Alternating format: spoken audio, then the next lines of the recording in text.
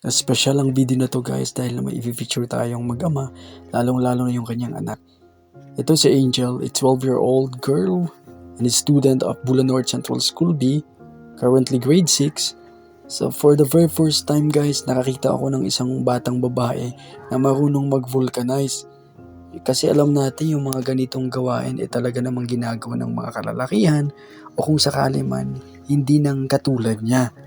So, dahil first time kong makawitness ng ganito, finicture ko siya dito at pinicturean ko siya, kinuhanan ko ng video with also the permission ng kanyang papa during that time. So ito nagkataon na dalawa kaming kliyente, bali yung papa niya yung gumagawa ng sa akin sa gulong, tapos yung ito naman yung isang kliyente, tig-isa sila ni Angel. So napakasipag ng batang ito para tulungan yung kanyang papa sa ganitong gawain, sa ganitong hanap buhay.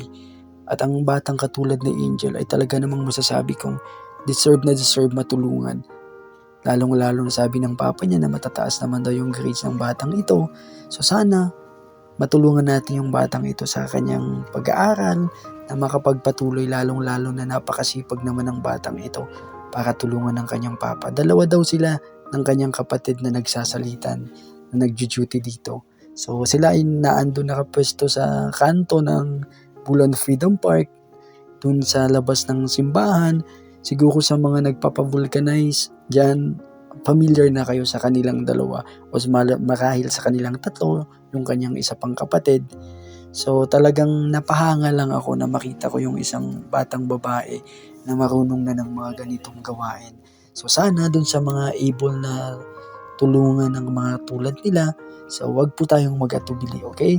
So this time o that time, binigyan ko na din si tatay ng additional na bayad dun sa serbisyo nila at binigyan ko din ng karagdagan baon si Angel kahit papano na kahit sa konting halaga, nakita ko yung saya nila habang ginagawa yung ganyong karangal na hanap buhay. So sa tulad mo Angel, believe na believe ako at talaga namang deserve mong matulungan palalo. God bless you more, Tatay Alex at Angel at ang buong pamilya niyo.